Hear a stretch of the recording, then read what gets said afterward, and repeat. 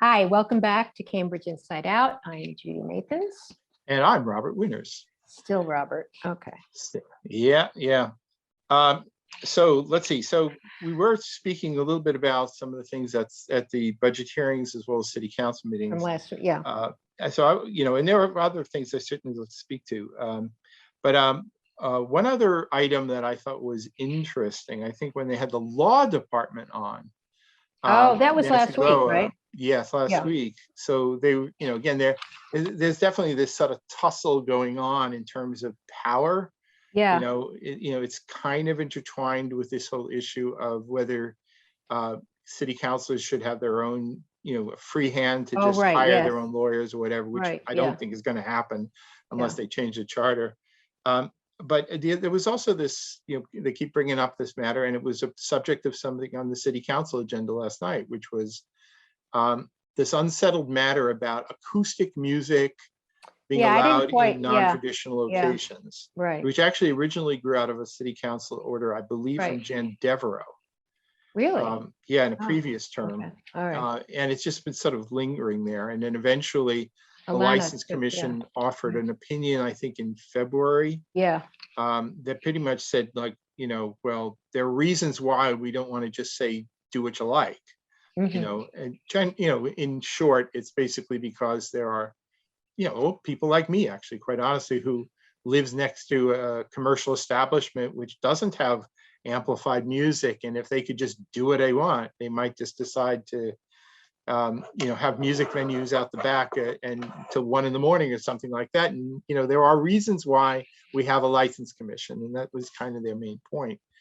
And but the council didn't like it because they're kind of enamored of this notion that you want to promote, give businesses a lot more flexibility Yeah. to do well. Yeah. And hey, you're not going to get any argument from me on the idea. But still, I think the License Commission actually came through with a proposal. It said, we'll give you a very streamlined process, but this way we at least have the opportunity to basically make sure everything's good. Yeah. And so it'll be cheap and easy. Mhm. But there's still at least some role for a License Commission. Right. in And that. I think So, they've modified the fees or the time period, right? yeah. So it's actually pretty cheap and easy. So under what's was that proposed. approved? Did they agree with that? Well, I think Vice Mayor Mallon kind of begrudgingly said, well, I'm not happy with this. This is not right, blah, blah, blah, blah, blah, blah. Oh, But there's nothing all I can do about it. So I'm just going to let it lie. And she kind of, disappeared off and off. And, okay. but the thing is, so the original communication, which had been lying on the table for Yeah. months, plus the latest, because there had been a more recent one where they came up with this proposal that was on the city manager's agenda last night. And Right, that so they was- were both, they heard them and they just basically, placed them on file. Okay. So, the issue hasn't gone away, but, Right.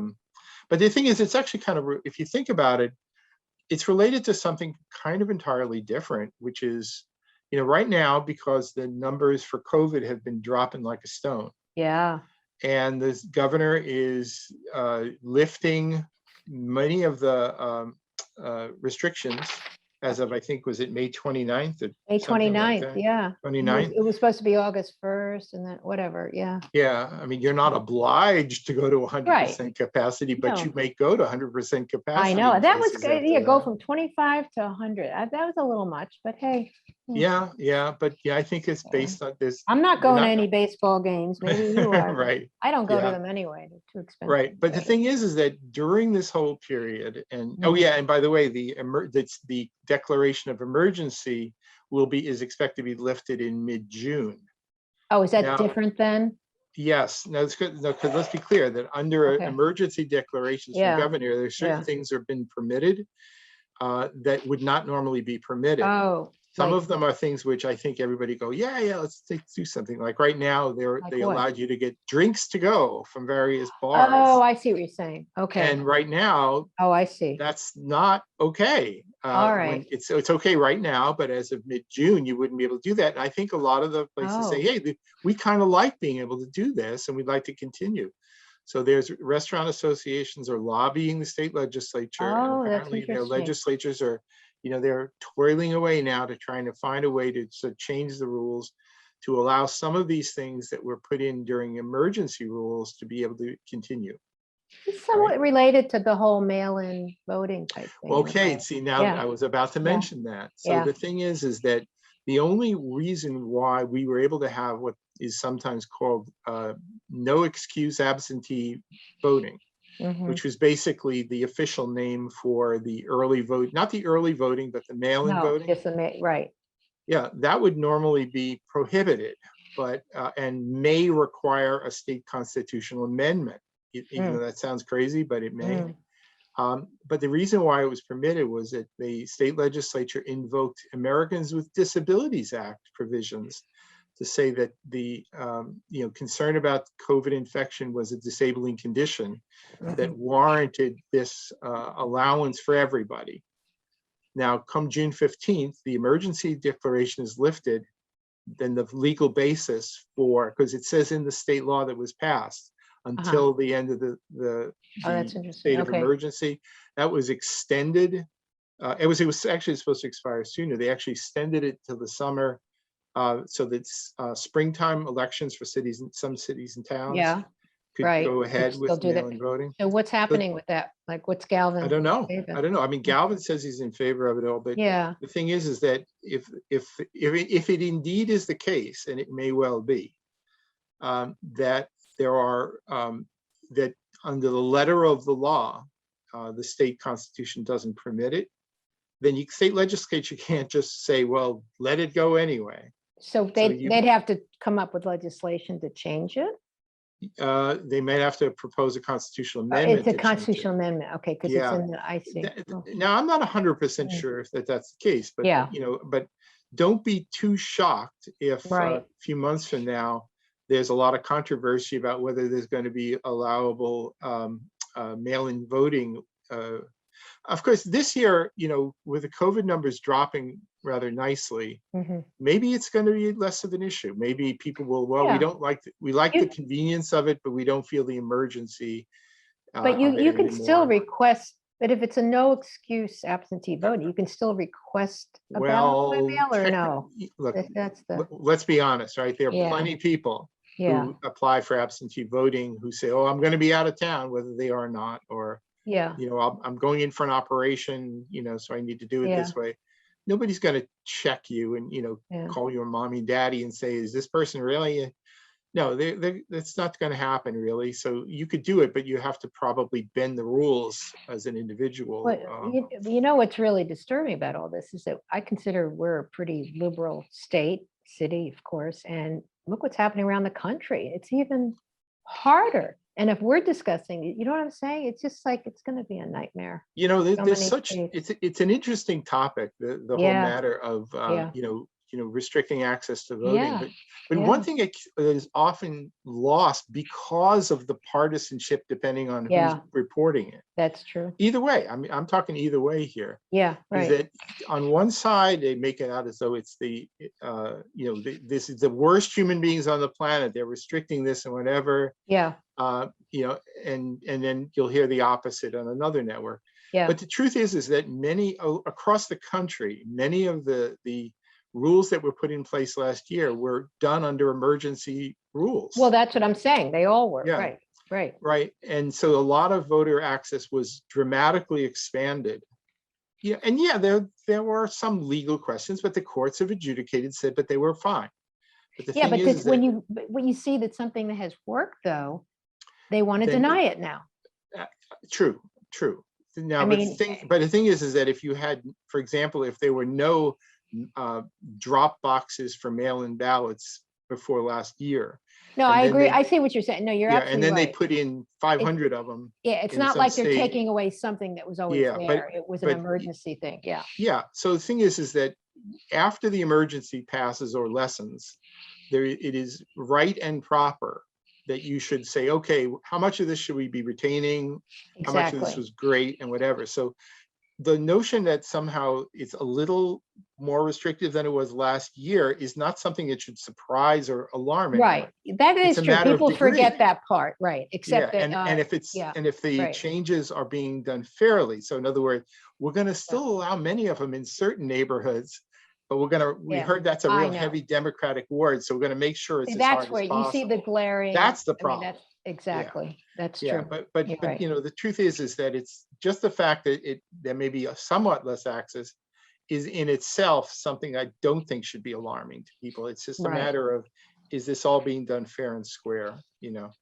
That's really the issue. So, but anyway, there was some rhetoric at the city council meeting last night about what's going to happen when the state of emergency ends. Well, the eviction moratorium, which has Oh, been in right, yeah. existence, there's no that will no longer be in effect as state law, and it's certainly the CDC lost the righteousness of being able to have that in place nationally. That was legally challenged, and so that's not in effect. Yeah, but that was over anyway in October, wasn't it? Yes, no, it Oh, carried over, it right? did. But It the was thing legally is that, challenged. Oh, I didn't know but that. there are some people in the city council who think, well, we'd like to extend the eviction moratorium, here anyway. And I go, well, You can't do it. that's in the absence of a declared state of emergency, you're Mm, violating state law at that point. And true. the city manager says, I do not want anybody to have any illusions Mhm. about our ability to extend this. Yeah. Now, on the other hand, I don't think that we're going to be in any more of a housing crisis No, because we've been situation. on top of this with our, Yeah, Maura and her whole yeah, department and have been really on top of people yes, yeah. facing. So I don't think we're in a bad place. Well, but I the don't thing really know. is, I can't say that because a lot of, I don't know what's going on in the courts. So yeah, I don't know. but I think that if somebody thinks, well, we want to continue it anyway, they go, you can't just Right. I mean, snap your I know. fingers and make I know. things so. Yeah. So, but Yeah. the thing is that there was I think some real misunderstandings of last night's meeting Mhm. about things like right now we have outdoor patios in a lot of places, extending Right. restaurants. They Yeah. were all done because of the COVID emergency. Mhm. Now, some people seem to think that, well, I guess we just have to get rid of those now. That's not true. No, Many of these are questions that these are good we're working ideas out. that have now become, hey, this works in a lot of Right, instances. and Let's the continue. thing And I think is it's been great, actually. Get actually, a, it's been yeah. absolutely Yeah. fabulous. I mean, I haven't. Central Square probably is as good as any. Yep. But the thing is that to whatever degree the superintendent of streets within the public works department and the Mhm. traffic department have some jurisdiction over how to allocate the roadway, which obviously they've been addressing that and talking And about things like, sidewalks too, because some yeah, places they're using but sidewalks. Yeah. but the thing is reconfiguring things for Yeah. bike lanes and whatever is something that's Yeah. been ongoing for a long while Yep. now. Yep. So they have a lot of authority. I think there are some issues, maybe Yep. potentially, like for example, if Mhm. Mass Ave is technically Massachusetts State Route 2A, do you Mm. have, and if there are MBTA bus lines running on it, if there are certain, because of its classification as a state road, or Actually, now that you say that, how is the one, going through CT1 or whatever, it goes right through Central Square. How are they adapting to all that, those, I think there seems to be adequate room, and I, Okay. I mean, it's I mean, reduced the lanes on that part of Mass Ave, but that's all it right. seems Yeah. it seems to be working. I mean, there is some Mhm. concern that if traffic rebounds to Yeah. levels, Well, it's just that previous it's happening. levels, Yeah. and Yeah. in some regards it is, It is. Yeah. will Traffic's we gotten start worse. to encounter, just constant congestion all the time? In which case, the Mhm. state might say, well, we're not okay with keeping it all restricted. So there may be some issues. Yeah. But I think right now there's a petition campaign going on about maintaining the outdoor patios and some of the street restrictions, the Okay. closures or narrowing of streets in order to accommodate them, because some businesses have decided even when everybody can go back indoors again, they kind of like Well, having. they have a patio before. I mean, people like to eat outdoors if the weather's nice. I was speaking with Yeah. somebody today who pointed out there are some places that actually doubles their capacity by Right. having that out there. That's a good point. So Yeah, I think that's one of the nice things to come out of this. I mean, I don't eat I out a agree. lot, but I agree. yeah, I But think it's so nice. yeah, but so now, in the coming weeks, some decisions are going to have to be made about what to extend, how to extend. And also there are also issues of, shall we make this more of a permanent thing? I mean, there is definitely discussion about having the the concept of the outdoor patios extending out to the street be something that continues to next Oh, year and so- beyond. But what does that mean? Does it have to be written into an ordinance? How does that work? Well, I think for the most part, if it's a city-owned street, I think it's just a matter of having an understanding with the city that this is something that we want to do. So it doesn't require changing Yeah, licensing or zoning or I anything don't think like so. that? No, no, Okay. and I'm pretty sure. Well, I mean, there may be certain activities that we kind of allowed that but the thing is, they can serve alcohol out on as long as it's within a certain I mean, kind of some places area. have had those set outs already. I mean, I think Tavern before the pandemic had Yeah, an I mean, they had outdoor some part, fairly didn't they? I ridiculous don't rules remember. about you had to be enclosed in a steel cage Well, essentially yeah, to if you're do it. serving alcohol, that's Yeah. true. Yeah, So, so I think there are some details that need to be worked out here, but right. I think there seems to be some consensus emerging that That's this has good. worked out to be a positive thing. Mm-hmm. And honestly, anybody, especially on a weekend, if you go through Central Square and you see all the activity extending out into the sidewalks, Yeah. and you run into your friends on the sidewalks because they're not hidden away inside the building, it's kind of a good thing. And and I don't think it's Yeah. harmed the traffic immeasurably. So, Okay. I Robert, think they'll this probably be leads to okay. that policy order that was charter righted, and then the about Central Square and the bid and closing Friday. Yeah. You All want right. to, yeah, So there actually, yeah, there was one that was on the charter right last night, last which week. was Well, left because over it from the came up, previous week, right. having to do with closure of Massachusetts Avenue from Prospect Street down to Sydney Street on Every Friday and Saturday night, Saturday night from 7 to 7 1. p.m. to 1 a.m. Yeah, yeah. Now, and then there's some counselors rather, Mhm. loudly and proudly Yeah, declared that I've okayed this with the business improvement district. They think this is wonderful. yeah. It's not there. Believe me, there is not I clear know. consensus about No, that at all. no. If you think there have been ideas about complete street closures and making pedestrian only zones over the years in various locations, including Harvard Square, but Well, you that came might up think it's last night. Yeah. yeah, you might think that's a good thing, but Mhm.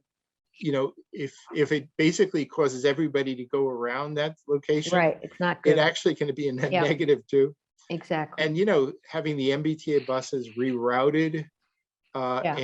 and just regular traffic. And besides, I would argue that the activity in the evenings, Friday, Saturday, is not the middle of the street. It's the sidewalks and the clubs Right. And it'll be Starlight Square, and it's and not, Starlight Square. yes, it Yeah, might be nice to walk in the street, but I don't think you have to, I don't think it's in fact, there's probably less traffic. with in only some one ways. lane in each direction. It's an Yeah. easily navigable roadway now, and I think that I mean, I think it would be very difficult to do it every weekend. I like your well, suggestion that, there's other for things. special times, Well, there was also at least an acknowledgement by Yeah. some that if you're going to close it, you can't just have you have just an empty pavement out there. You're obliged to do programming, which means and there's Wait, I think that but does it say that? But why do you have to do programming? Isn't it more to just have more of a promenade or whatever? well, I know Alana brought that up and oh, that's right. putting a lot of onus onto I don't know. Yeah, I I didn't mean, see the it that business way. improvement district people, Yeah. from the ambassadors to the executive Yeah. director, everybody involved, it's just been great. But the thing is that they're not supermen and superwomen. The Yeah. thing is they have a lot of irons in the fire. They're pretty busy doing a lot of things. So, unless if they were the ones who came forward with the proposal, then I would take it a lot more seriously.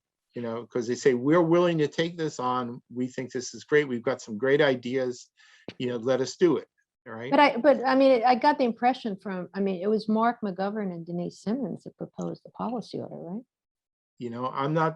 I'm not so sure that was What? all done with full consensus of people in the business community at all. He claimed, because Mark I had a thing know, I about Clinton know. taking over and saying, I have spoken with. But you see, I don't right. know. But I okay, don't so know. what you're really starting to see, and Yeah. this is sort of a separate topic, but Oh, you're the whole seeing because it's election year year. politics starting to bubble up in numerous ways. Mm. So to whatever degree some things have worked out well in Central Square, Yep. there are several people who want to basically be identified with that. Now, the truth of the matter is it's not been city councilors who've been the key to the success of getting through this in Central Square. It's the people associated with the business improvement district and city staff.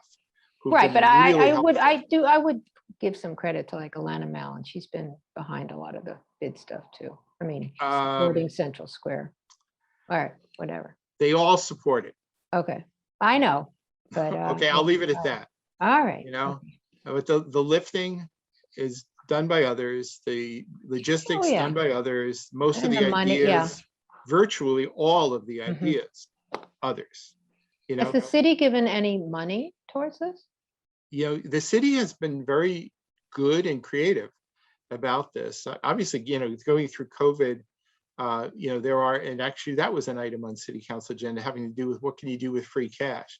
Oh, You yeah, can't right. you can't All just say, well, we like this business, we want them to survive, so Right, here's the same old thing. You have to $10,000. have a set, like the mayor's relief fund was funded by, That's right. It's an individual and independent corporations. Yeah, source. That's and right. then, yeah, Or I thought they cleared that up pretty well. Or right, and also there was a yeah, lot of yeah, fee for yeah. services, so you could keep Right. restaurants going by basically Right. employing them to help in feeding programs. So the city's been brilliant, actually, Right, trying to get in some, finding yeah, creative ways to do this.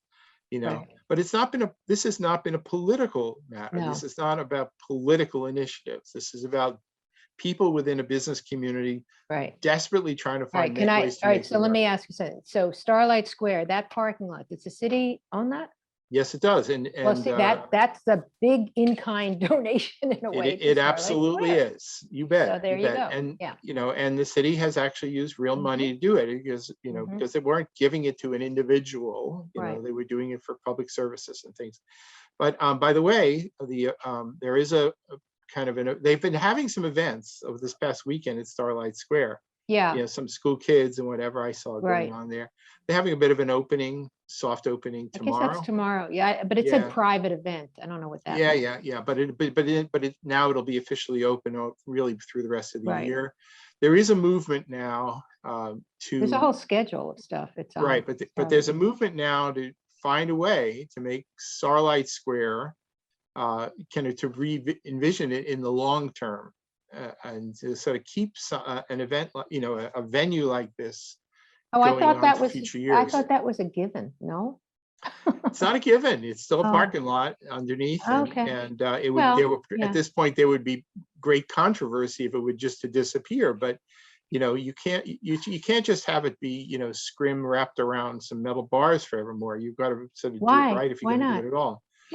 Well, Well, maybe it's you an can kinda open keep air going. theater. I don't know. There's parking on the other side. They're Uh, closing Norfolk Street now for Yeah. the farmer's market. I was there yesterday. Right. Um, Yeah. No, I didn't think about that. So scrim implies temporary. That's true. Yeah. Yeah. So we'll see. All right. There are some elaborate ideas I've heard. Of having more of a structured facility there. You could have Well, no, but underground parking. yeah, but wait, And we've got the Foundry building going on. We've got this I know whole it's probably Constellation not thing. the We're best going to time have a to be lot of, initiating. yeah, I like the fact that this is an amphitheater, and if it can be easily maybe dismantled and just open for certain months, I could see Yeah. that. Yeah. Yeah, Okay. yeah. So anyway, so that'll right. be once the emergency Oh, right. Okay. period is over, I think we can kind of look forward to some of that happening. By the way, I'm not going to show any pictures or anything now, but That's just too want to bad. mention Why? that About the COVID. there actually have been there's the election season is perking up a little bit. Yeah. Mhm. There are some new candidates emerging. There's one person who had kind of was pulled papers, but then this was Dana Bolster is actually having a real kickoff event Mhm. soon. I think I might have mentioned Roy Rubitsky Yeah, last that's on your time. list. Yeah. I don't Paul think there's Toner is anybody pretty since much last Paul Toner. year. It's just last really a week. matter of days before he's officially Wow, in. you keep saying that though. I don't know. He'll be there. And then a fellow named Robert Extet, I think is how it's pronounced. I'm not sure. Who lists himself on his LinkedIn page as poker player. And he's That's not a only real qualification to be a city but he's not only filed the paperwork to have a campaign, but also opened a campaign bank account. So and put $80 in it. Okay, so so we're getting up there. I guess. So the field is not entirely set. I haven't heard much yet about school committee interest. Yeah, there's only one so name there now. Yeah. Yeah, one new challenger. That's it. Challenger, you don't, yeah. Yeah. So, this is a way to go. But, I think we are in May now. Then come June, remember, end of And then they have June, to, end they of have next month to is when you can declare, pick up your papers and right. start, Then you really gathering know, right? signatures. And then we know for sure. But we're getting close. This is definitely the time of year when you start getting announcements about How kickoff many events. signatures do you need? 50 valid And you can signatures. only That's it. sign one person's page? That's right. Well, you could sign, but it's whoever turns that signature Oh, in first, that that gets counted, credited right, to that right, candidate, and right. then any subsequent ones are invalid. Okay. Yeah, yeah. So anyway, so it's happening slowly but surely. There was Nicola Williams had a kickoff event I guess it was her birthday. down the street from my campaign, yeah. house. Yeah, it was Oh, a really? birthday event. Yeah. Oh, yeah. So, it's you're starting to see more of it. But the thing I was mentioning earlier, and I don't want to dwell on it too much, but it's not just the campaign events, it's also the rhetoric that is wending its way into city Yeah. council meetings. Mm, People are going to try and take credit for things or know. get into fights. Part of the way it works under proportional representation, we could do multiple shows on this whole topic, Yeah.